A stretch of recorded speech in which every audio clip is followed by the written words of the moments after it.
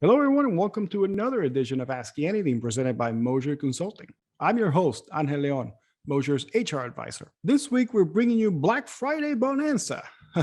For those of you who might still need ideas for this holiday season, we're bringing you our hottest tech gifts for 2021. Our marketing team surveyed our consultants on what they thought were the hottest tech gifts for this year. We're bringing you this episode right before Black Friday so you can still find those gifts for your loved ones. We have several guests today with gifts ranging from very simple ideas to over-the-top ones that I think you'll enjoy. So without further ado, let's start with our first guest, Matt, who's going to talk to us about a power bank. Now, what's neat about this specific one is the things it comes with. So Matt, what else can you tell us about this power bank? So first off, I got to admit, my wife got this for me, and I said it was the worst gift ever. And so I got to give this because I'm definitely eating crow on it. But the best part about it has pretty much any attachment you want. If you're on the road and you need to charge your laptop, so I have a Mac, I'm able to charge it on there. And if I forget my iPhone charger, it has an iPhone extension, and then also has a mini USB too. The multiple ways that you can use it is so handy. And then also a lot of these times when you have these battery packs, you got to have an external cord, then have something else to plug it in the wall. This already has the adapter to plug it in the wall. So it makes it so much easier. I was looking, you provided a link, and I was looking at it. And it's very slim. First of all, it's super, super tiny. But the fact that it already comes built in with that wall outlet mount, I mean, it just works perfectly because then you can just put it on the wall if you need to charge it, and then just charge right off of it, your phone, your laptop. So it's very, very neat. Yeah, and especially too, if you're driving down the road and you have another cord, like a USB-C cord, I'm using the right term, maybe wrong, but you can plug that in and it'll charge right there too. So you don't have to actually plug it into the wall. So sometimes like in your car, if you do have a plug-in in your car, it won't fit. I mean, it's about the size of an iPhone 13 or 12 Plus. Yeah. So it actually, you put your iPhone or Android or whatever size phone on there, it looks basically about the same size. So it looks like it's all in one. Oh, cool. So then you can just... If you hook up two devices at once, will it charge them both at the same time? Like one with USB? We can try it right now. Here, let's use your phone. Oh, man. Live testing, ladies and gentlemen. We're testing this live, ladies and gentlemen, on this recorder of Ask Anything. The recorder? It's charging. That's charging. Charging the case. Let's see what's going to happen. So we're charging one. Let's see, number two. Yep. Charging both. Charging both. Okay. Wow. At the same time. Does anybody else have give me your dongler thing. Two devices charging at the same time, ladies and gentlemen. Hold on. We're going to see if we can get three. Oh, we're going for three. Crazy. This is the hard-hitting journalism that Ask You Anything has become known for over the almost a year that we've been broadcasting. So while they're getting that third item hooked up, this is great because this isn't a very expensive item. It only costs $34. It's actually a 10,000, right? 10,000 mAh portable charger. It's a brand Q, literally brand Q. That's the name. Yeah, and you can actually, I know if you watch it closely, one of our office managers, she was able to get it for $20. Ooh, there you go. All right, we're going for device number 3, ladies and gentlemen. That's on, which means it's charging. We have 3 devices at the same time, ladies and gentlemen. You heard it here. Heard it first. We're gonna guess first. Yeah, wow. I don't think this product ever made it to another podcast. So if you heard it here first. But no, it really is the ease of use of it, and for people that travel to have it with you and be able to plug it in wherever you go. I give it a 10 out of 10. Right, very cool. So, very nice product. Thank you very much, Matt, for sharing that with us today. Yes, thank you guys. And now we have Melinda, who's bringing in an item that I had honestly never heard of. So Melinda, what can you tell us about this heated eye massager?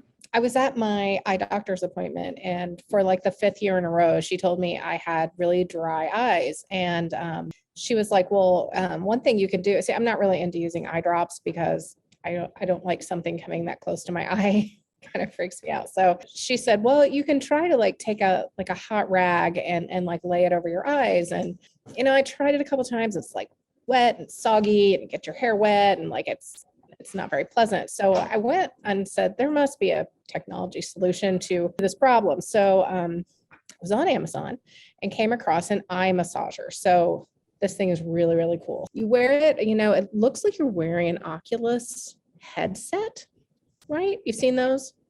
Yeah. So it looks like you're wearing that. It's just like a blinder. It straps around your head, goes over your eyes. It has like 5 or 6 different modes. Mine does. So it has heat and massage. It has little airbags that like inflate and deflate all around your eyes and your head and your forehead. And it also has like a vibration that kind of goes along with it. And there's different combinations of those things you can do. So you just put it on your eyes, turn it on, it goes through a cycle, little airbags pushing and pulling on your eyes, and the heat, which is the best part because that's what the eye doctor wanted me to get on there was heat. She says it kind of melts the waxy covering that's naturally on your eyes and kind of keeps it fluid. And it has really helped with my whole dry eye situation. Yeah, I'm looking at it right now online, and it's very impressive. I mean, it provides compression to your eyes. The heat, it goes up to 107 degrees Fahrenheit. It's got music built into it. It's got a timer so you don't overdo it, right? And it's got you just set it on a cycle and it runs through it. And I don't have headaches, but I think it helps people who also have headaches. I was having a lot of eye strain like a couple of weeks ago. I kind of stopped, kind of forgot about it, stopped using it a little bit for a few weeks. I started having a lot of eye strain and my eyes were hurting and I started to get like a twitch in my right below one of my eyes. And I'm like, oh yeah, I've stopped using my eye massager and my body wants it back. So I started using it again just a few times and all of that went away and my little eye stopped twitching. I've never used the Bluetooth component. Now they say you can hook it to your phone with Bluetooth and you can play music from your phone on it. Yeah, I haven't done that. On its own, it plays this little relaxing music while it's massaging your eyes. But it's very impressive. I mean, just by looking at the pictures here on the website that I'm looking at it, everything it does and everything it says it helps with. So, I mean, overstimulation, any reading strains that you might have, just general exhaustion, and for the reason why you're using it, of course. I mean, I've never thought about using something like I didn't even know this existed. I mean, it says it helps with dark eye circles. I guess I've noticed that as well, but it definitely helps with relaxation. Mm-hmm. When I put it on and just let it go through a cycle, I sometimes have trouble sleeping. And honestly, once I do that, I go right to sleep. It's so relaxing. Just when you're done with it, you can just lay right down. It's a whole relaxing experience that just takes a few minutes. And I just can't say enough. I mean, I don't even know, like you said, if people even know these exist, but for no more than $70-$80 that most of the brands are, completely worth the investment. Thank you very much, Melinda, for joining us on this episode. Awesome. Thanks. And with us now, we have Jeff, who's going to talk to us about an item that I think it's as popular as anything these days, and that is the Oculus Quest 2, a VR headset. So Jeff, how are you? I'm doing good. How are you? I'm doing excellent. So what can you tell us about this item? I know that it's very popular. It's on the top of many, many holiday wish lists out there. So what can you tell us about it? Well, actually, I picked up one today. Oh, wow. I went and got one. I've been dying to play with it. The only turnoff really for me was the requirement for a Facebook account, but I'm not anti-Facebook per se. I have a Facebook account, so I figured, what am I waiting for? Sure. I had the Gear VR years ago, and you would plug your phone into it, and it was pretty good, but it would get real hot and it would drain your battery real quick, and it wasn't as great as the Oculus Quest. So I got the Oculus Quest 2. They didn't have any of the, there's 2 models, 128 gig and a 256 gig model. And they didn't have the 256 gig model, which I'm having trouble finding really anywhere. So I went and grabbed it, even though I'm sure that there's going to be some Black Friday sales for it. I've seen some rumors of like a $50, gift card from Target or other stores that when you buy it. So it runs $300 for the 128 gig model and $400 for the 256 gig model. Like I said, had a Gear VR before, and it wasn't, it didn't have controllers. So that's one of the cool things. The controllers work in like a 3D space around you, and the head tracking is really cool. You can move your head forward and backwards instead of just swiveling it. So that's really cool. There's a lot of really cool games that I think look interesting, and then just a lot of other activities that you can do. I've been really into playing like Ring Fit Adventure on my Switch, so I've been looking for like more ways to work out. I know Beat Saber is a good game to kind of work out while you're in VR. I think VR is really cool. I feel a little antisocial when I do it, you know, I'm kind of closing myself off from the world, but it's just a really cool experience. So far, I've played with it, you know, on my lunch about 10 minutes, and I'm impressed. It's really polished. I really like it. And I would recommend getting it. I don't know if getting the bigger model matters. And there are a couple of accessories that I think might be nice. There's a case you can get, and then there's a link cable, which I think is just a fancy USB-C cable that basically will let you connect to your computer and then play things like on Steam VR on your computer instead of playing it on the headset. And that's one of the big pros of the headset is a lot of VR headsets, you have to basically connect to a computer, and then the computer does all the rendering. The Oculus Quest will do all the rendering on the headset. So all you need is the headset, and that's it. And yeah, so far I recommend it. I haven't hit any road bumps. I'm having a pretty fun time. I haven't even really done anything besides play with the stock apps that it comes with. But it's pretty cool.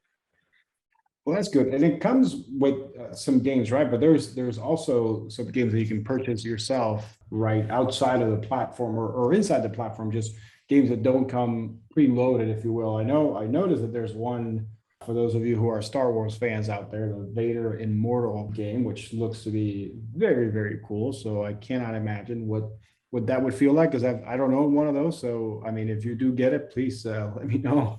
Yeah, definitely. If you get it, you can get a $30 referral credit if someone else gets it and you give them the code. So that's nice. You can get some games for free. And then it's built off of like Android, I think. So you can side load apps. So if there's things that aren't officially in the App Store that you'd like to play around with, you can install those also.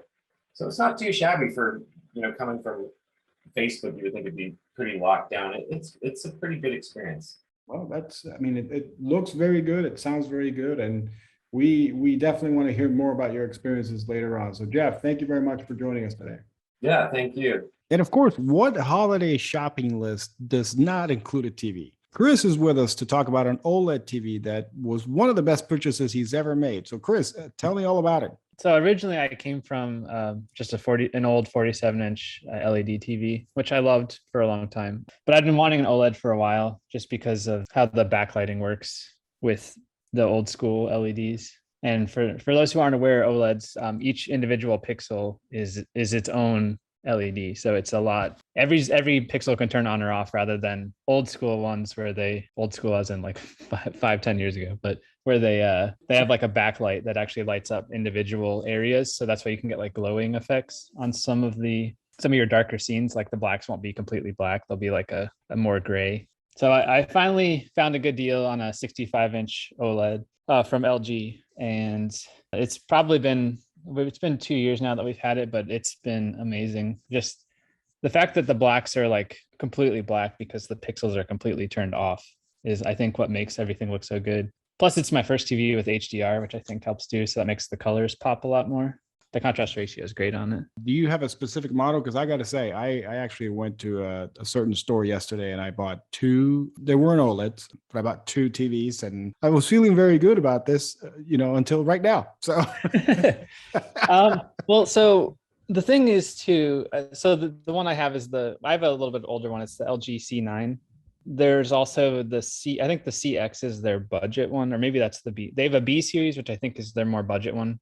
Mm-hmm. And then they have a CX, and I think the newer one is, I can't remember the one that I linked you guys. I think it's a C2 or C1.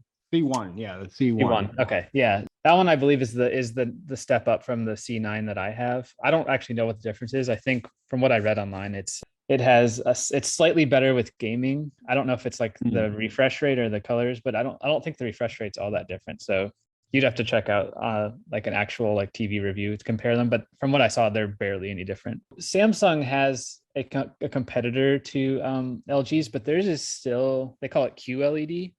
Yes. And theirs still uses a backlight. So it still does have zoning, but I think the backlight zones are much smaller. So it's still supposed to look way better. But I think the QLEDs are still in the same price range as the OLEDs. But in my opinion, the color, the picture difference is like way different. Just the OLEDs they're night and day better. I don't know. It's hard to explain without seeing them. You also have the benefit of with OLEDs, since everything's on a single sheet, they are incredibly thin. The most of the ones you get, they have like a big fat bottom part where like all the electronics live. But the actual like glass screen itself is literally the thickness of the metal, the LEDs, and then the glass in the front. So it's about 3 credit cards thick, maybe 2 credit cards is the entire TV's thickness. If you want to go fancy, they do make OLEDs that all the electronics are on a separate soundbar. Basically, then your TV is literally a sheet of glass that you can stick on the wall. And then they have like a little cable that can run down either through the wall or down the wall to a separate thing. And Sounds like something my kids could shatter almost immediately. Oh, for sure. Yeah. I mean, these are literally, I mean, it's literally just a pane of glass with an LED thing and then aluminum. So they're very easy to break, and they're very heavy, surprisingly, because it's just a solid pane of glass, essentially.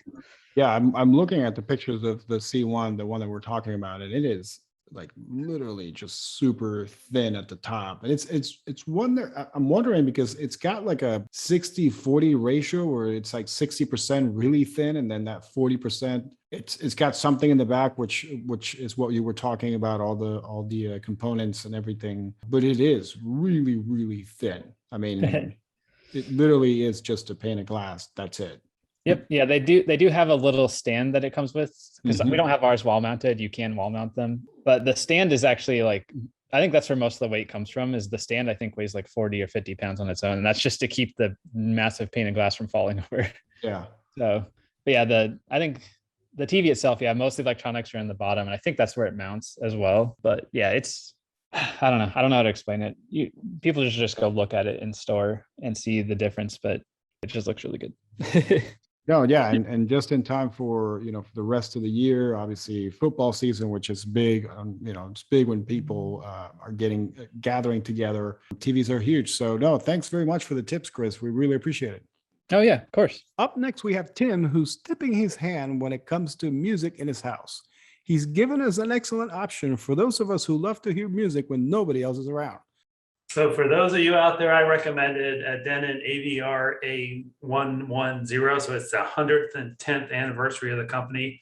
It is a massive AV receiver with 15 channels of sound that you can pump out, 13.2 with Dolby and everything else. What I like is I'm an audiophile myself, so I do already own a Denon receiver. This one is about 2 times better than what I own today, and I'd love to get that family out of the house and use it as loud and as proud as it'll go. My problem would be I need another 5 sets of speakers to go with all those channels that it can do. I got the 9, I don't have the 15. Looking forward to something like that in my future. I would love to be able to wire everything up and do it double duty with everything I got. Also, Polk audio fan, so I have a bunch of Polk speakers also. I can tell you they work great. And 2 16-inch subwoofers is just about the right amount of bass that you need in your house too. If any of you out there are looking for a receiver that'll never quit, I highly recommend the AVR 110. I'm looking just really quick on the website for it. It's got 2 WLAN Bluetooth antennas, FM AM. Yep. You can download an app to your phone and run it off your phone, which I thought was great because mine does not do that. Yeah, 150 watts per channel, 13 channel amplifier. It can handle IMAX enhanced soundtracks, analog to HDMI video conversion. It pumps audio for that. It has 8K, 2 4K displays. It can. How many states away do you suppose someone would be able to hear something played on this at full from full volume? I think 3 states would be right on par. Yeah, like possibly 5 if you're like in the Keystone area, like in That's the right. Northeast, smaller states, perhaps counties if you're in Texas. But yeah, man, this thing really pumps. Oh, I'm reading numbers and smiling, and then I get to the price tag, which I cannot lie is hefty. Yes. But there's a lot in the box to warrant the price tag. The site I'm currently looking at, it is temporarily out of stock, so clearly not a lack of demand for it, even at its current price point. And for those of you that don't have the 13.2 channels that you want to do in one room, you can take the 2 extra and do 2 more rooms with it also, instead of and run 9.2 surround sound in one room and then power 2 more rooms. It weighs a hefty 51.5 pounds. So yeah, I mean, like when I say there's a lot in the box, that is both figurative and literal. The thing weighs almost 52 pounds.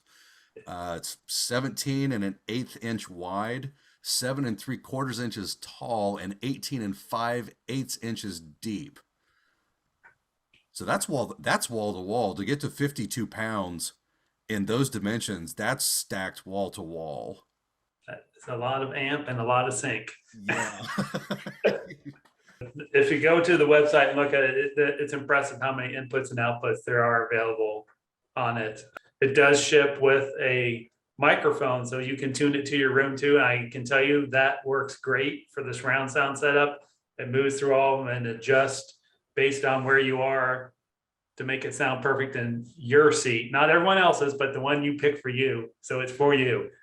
Yeah, I just flipped to the rear view and I'm looking at the back and the input panel. I haven't found the button that lets you destroy Alderaan yet, but it has to be there. And instead of focusing a beam of energy through a kyber crystal, clearly this is just going to do it sonically. Yep. Now I'm looking inside at the amp. Yeah, I 100% believe that weighs more than 50 pounds. Yeah. There is a lot of heat sink in there with those amps. Yeah, like is there a cooling fan, or is that something you have to get later? I don't remember it saying cooling fan on it.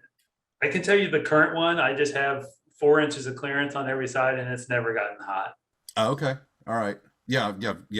Proper clearance, definitely. For anybody buying an amp or any electronics, read the book at least deep enough for minimum clearance on all sides, because heat is your enemy. And you definitely want to give it the space it tells you is required to remain at a proper operating temperature. If you crowd your electronics will fail eventually faster than they would otherwise if you don't let them properly cool themselves. There is a dual 12-volt trigger output for sending power commands to external gear like a power amplifier or cooling fan. I didn't see anything before that mentioned one that Is on board. Yeah, is on board. But yeah, keep your minimum distance around and you should be fine. But apparently you can plug an external aftermarket one in to help out if you so choose. And I would say for you Luddites out there, you don't have to worry. It has component in and component out. If you're still running that, the only thing it's missing is, I guess, S video. I'm sure there's an adapter that you can downgrade. Yep. HDMI to S video if you want. Let's see. I'm going to put this. I'm going to bookmark this page, but only as a red herring, so that I can use it as something I'm interested in to then bargain for something that is significantly cheaper that I really, really do want for my wife. And since I produced this podcast, I will, of course, hopefully remember to erase this before we release it for broadcast. Yeah. All right. Well, Tim, thank you very much for bringing this to our attention. And there will, of course, be a link to it and every other piece that we have discussed in this episode on the episode page. So be sure and check out the links to those if you want to take a tour of some of the tech that we have talked about. That was a lot of tease in a very short amount of time. Thank you very much for joining us. We appreciate it. Thank you, and happy audio filing to everyone out there. And now Tia is here to talk to us about Remarkable. I have to say, after seeing this today and a couple of days ago, I am definitely on board with getting one. So Tia, you are the expert. You have one of these things. You use it often. I've seen you in the office with them. Tell me about this thing, because I just watched the video and on the first 15 seconds, I was already sold putting my credit card in the company. So just. Oh yeah. Oh yeah. I have the Remarkable 2, which is the newer version. It is better according to their website. So that's why I bought it. I primarily bought it because I would go through all of my planners, I would go through notebooks, and then I'd have just piles of notebooks sitting around that I would either have to go through and shred things out of, depending on where I worked, or I would just leave them and they'd just sit and collect dust. So Remarkable was a better way for me to kind of get into all of my notebooks and not have to pay $20 to $30 for a planner every year that I would only use halfway through the year and all that stuff. So it's very nice. I made sure I got all the upgrades. So I do have it as like a book folio, and then I have the pen with the eraser on it. So there are some upgrades that are really nice on it, but I use it for everything. Like for my day-to-day, I only have to carry around my laptop and my Remarkable. So I don't have to carry around a planner, a notebook for a different call, that type of thing. So you can create all sorts of folders. You can create separate notebooks. I have notebooks for every division or practice that we have here at Mosier. Wow. Set like a calendar schedule and a checklist for every week. Have markers. You can even highlight in it. So it's all grayscale, but there's a highlighter feature, so you can actually go through and highlight anything you want, change the pencil type, marker type, all that stuff. In just the little bit of time that I spent actually researching this after I saw your post, it's got all sorts of great things that you can build into it. It even makes the noise when you're writing as if you're using a pencil. Yep. Yeah. So it's just like writing on paper. It's kind of weird. If you're used to like iPads or anything like that, you get that feeling of like the glass, and some people do have the screen protectors, but this is, you can go out in the sun, write your notes. I can't even see my laptop half the time if I go out in the sun. So I can take my notes on my Remarkable, and it's great. And then they also have the features that let you do written text to type text. So it converts it. My handwriting is a little, a little crazy, but it still picks it up really well. So, and then there's also that they have the connect option. I had ordered it so early on in the process that I had gotten it for free. So some people were asking me if I added it on. I was like, oh, I didn't even know this was a thing, but yeah, I'd have it. So like the conversions are nice. And then they also did Dropbox and Google Drive. So I haven't gotten into that as much just because it was I think a newer feature or just a feature I didn't know about recently, but there are integrations with Google Drive and Dropbox now too. So yeah, I saw that in the little research that I did. I saw that the write to text is amazing, I have to say, because like you, I have what I refer to as the doctor's signatures, the doctor's writing. So let's call it that. So I definitely would love to see if it'll pick my handwriting, because it's a little bit shoddy sometimes. I gotta say, I'm not the most gifted cursive writer, but oh yeah, I mean it picks up some weird looking writing that I have too. So I mean it's pretty decent for what it actually does. And they even have a thing where you can share your screen with people now too. So if you wanted to share your notes on like a TV screen or something, I think you can do that now. So I'm kind of curious to see how that's going to work. I might eventually try it here at Mosier.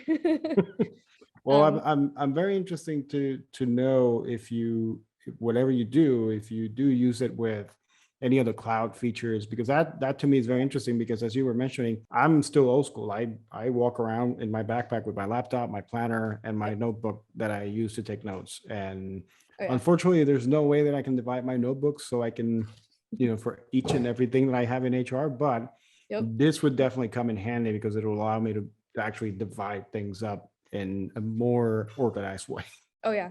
And then they even have, when you have your individual notebooks, you can kind of look at it at a high level view too. So you can see all of the pages that are in each notebook, and you can go to that page instead of trying to swipe through all of your pages that you have. So I've done that several times, and I've even pulled pieces of one notebook out and pulled it into and made another notebook, because I was like, there's way too many notes in here. This is more specific, and altered it so that it worked with how I was organizing my notes. It's handwritten, but it's also digital. So it's really nice. I don't have to kill 80 trees just to write my notes for one 1 hour meeting. So yeah, it's eco-friendly too, obviously. So it helps the planet. So Tia, thank you very much for joining us today. Thank you.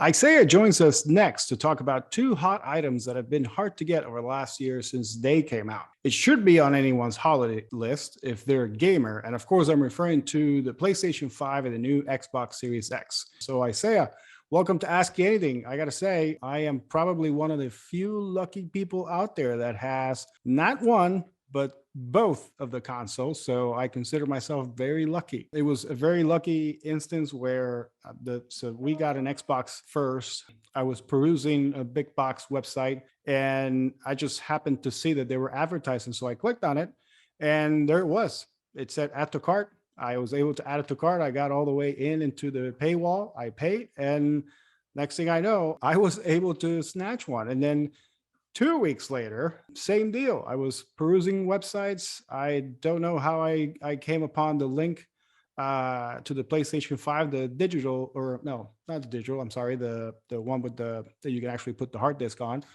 And I was able to snag one too. So consider me lucky. So if anyone's out there looking for them, hey, I'll be more than happy to peruse websites and see if I can get one for you. Yeah, well, Angel, you're definitely one of the lucky ones there. So they've been really hard to come by due to the chip shortage, not producing quite enough. And then you have people setting up programs, or bots as they're called, to add to cart and instantly purchase them for them. So I have a couple tips today for how you can finally get your hands on them, whether it be for you or a loved one. The first is to actually use Twitter. How I was able to get mine was I follow Xbox Series X and PS5 stock up alerts. There's multiple accounts, but you'll be able to find one pretty easily based on follower count. And they'll post just the instant they see it go up on any website. I got to say, when I was looking for them, I did follow this guy. I think he's the editor of a tech magazine. I can't remember what it was, but he was actually one of the ones that I followed very closely, and they gave a lot of good information right away. And the minute I remember I had his account on notification for my tweets. I hate notifications from Twitter, but I had on speed dial. And every time he did, I got close a couple of times where I got to the website after he said, hey, there's a drop at XYZ store. I got to the website. I was able to put it in my cart, but then I got the circle of death when I went to pay. So they are very accurate, those people. So follow them. Yeah, that's good advice, Isaiah. Yeah, and that's definitely something I had as well. Getting them to your cart, it's usually a pretty good sign that you're able to get one. But every now and then you'll throw it in the cart, try to check out, and they're already gone. So some websites are nice enough to give you a little window to buy that. And that comes to my next piece of advice. This is for PlayStation only, but PlayStation themselves, or Sony, actually does something called PlayStation Direct. And this is a website where you enter into a queue, and eventually once the queue pops, it's fair game for everyone. So if you're in the queue, you're randomly drawn, and this helps you get away from those bots buying them up before you're able to.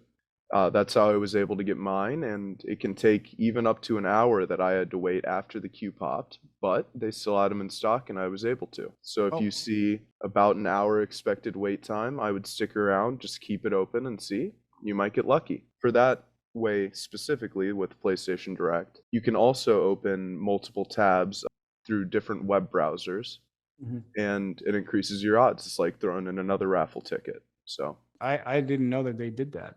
That's news to me. yeah. So I think it was my third time around on a PlayStation Direct that I got lucky. Okay, that's a good ratio. That's 1 out of 3. That's great. I can't tell you when they came out initially. I had set all these reminders on my phone and just make sure that I was like on the websites, at the time. And on my very first try, when the PS5 first came out, I actually was able to put one in my cart at a certain big box store that starts with a W. I got in, put it in my cart, and then I had already logged in. So I had my payment information in, I had everything ready to go. But then once I hit pay, it just gave me the circle of death. It just gave me just circle, circle, circle. And then eventually it just timed out and I lost obviously the spot, if you will. And that happened to me a couple more times after that. So then I stopped trying. I literally just stopped trying for, I don't know, until July of this year. That's July, August. That's when I finally got those. And I was lucky enough to get 2 back-to-back and back-to-back weeks. Now that For those of you who listen to this podcast regularly, you know that I have an 18-year-old son. So he was the beneficiary of one of those. So I gave him the Xbox and I kept the PlayStation. Yeah, Very lucky cool. him. Exactly. Yeah, he didn't have to do a lot of, hard lifting. So good for him. Definitely. So I think that's all I have for you on Hell. Thank you for All your right. time. No, thank you very much. I say it was great talking to you. Thanks for being on Ask Anything today. And finally, Nathan is joining us to talk about something that I am particularly interested in. We're going to get techie with cars. So Nathan, let's talk about the new Ford F-150 Lightning. Well, I think it's maybe the most functional electric vehicle on the market, or that's going to be on the market. I'm currently interested in a truck specifically. It seems like historically most of the electronic cars have been kind of small commuter type vehicles. And this one's got, pretty good range. It seems like every year they get better in that category. But, also you have the functionality of a truck. So yeah, it's exciting.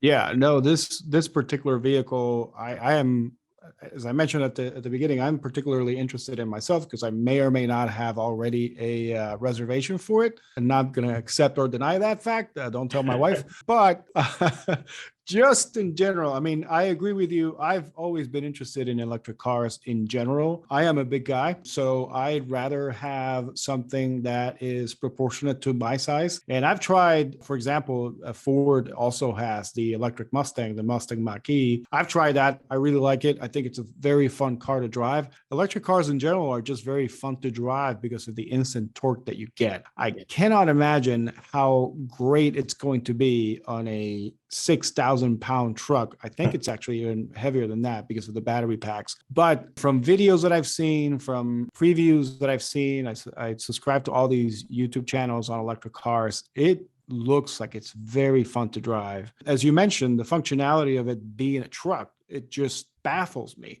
And on top of that, you were talking about range. So I believe that if you're interested in this pickup truck, I do believe that they have an extended battery that'll give you close to, if not above 300 miles per electric tank. I don't know. Yeah.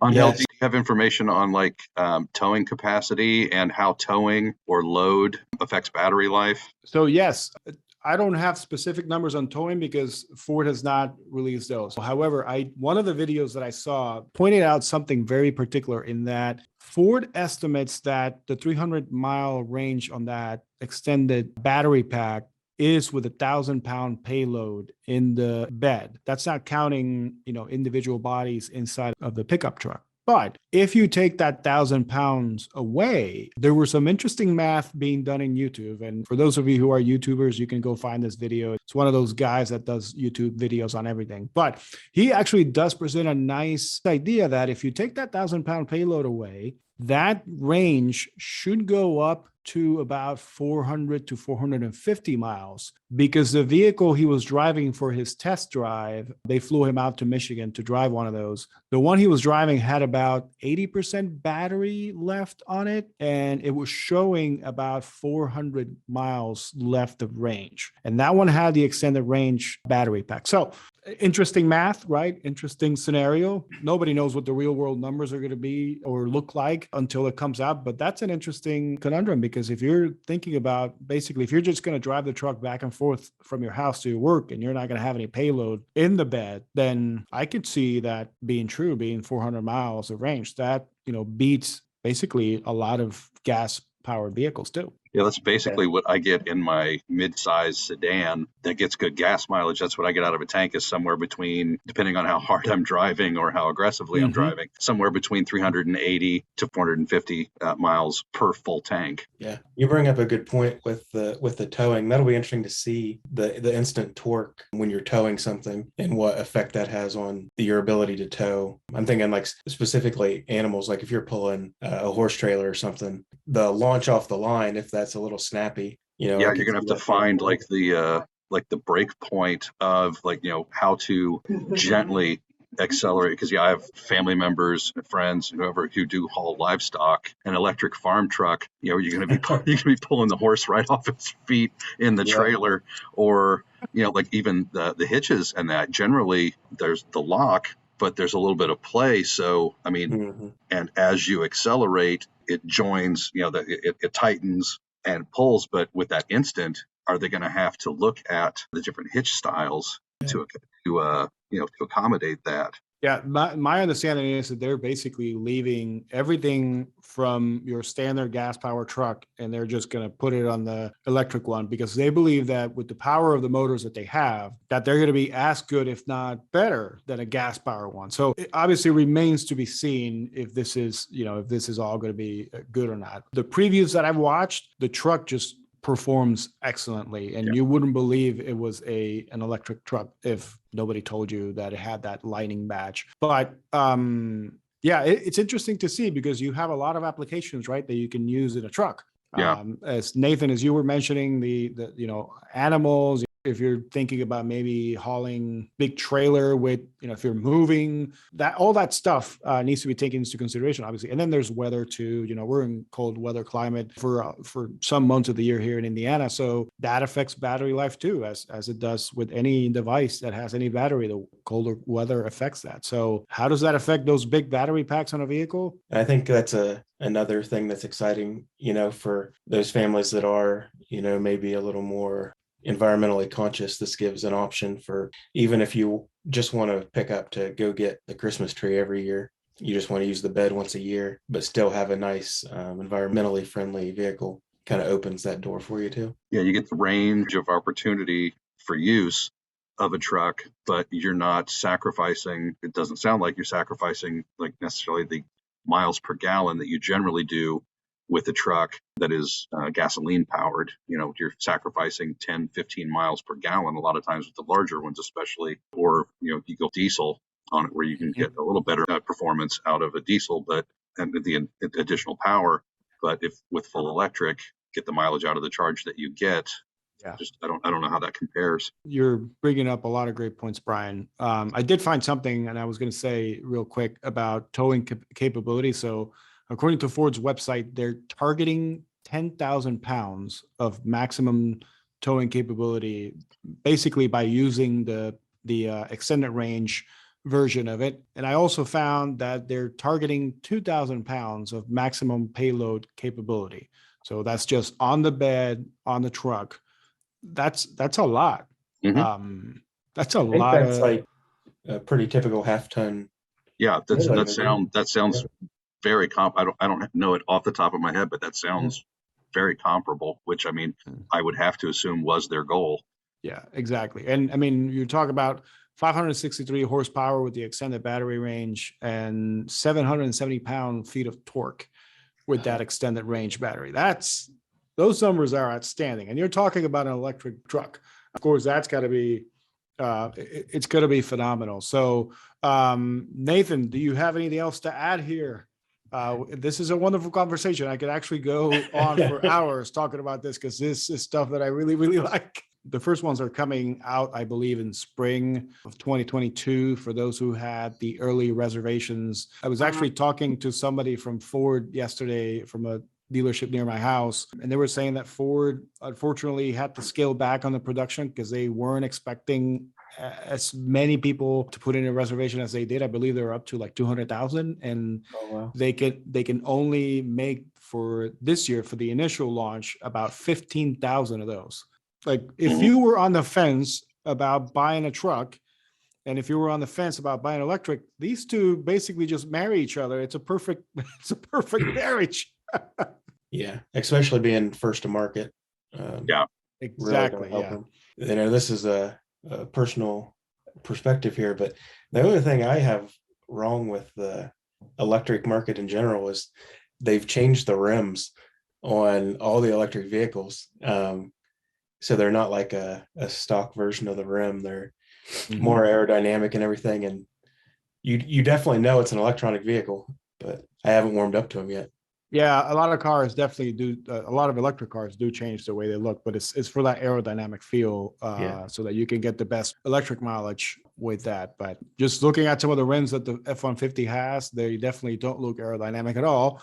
Plus, if you think about it, this is the same truck as a gas powered truck. It just has the lightning badge and that light bar across the hood, basically, that kind of signifies that it's an electric truck. But it is the same truck. It's basically the same truck on the outside. So But Nathan, we really appreciate our conversation today. We can definitely have more of a talk, in-depth talk on electric cars later on in season 3 of Ask Anything. Thanks again for joining us. Yeah, absolutely. Thank you. Thank you for listening in to this week's edition of Ask Anything presented by Mosher Consulting. We hope you enjoyed listening to our Black Friday Bonanza episode. Join us next week when we will have our recap episode for season 2 of Ask Anything. And remember, if you have an idea or a topic you'd like us to explore, please reach out to us through our social media channels. In the meantime, please remember to give us a rating and subscribe to our feed wherever you get your podcasts. Until then, beware of turkey coma, and so long, everybody.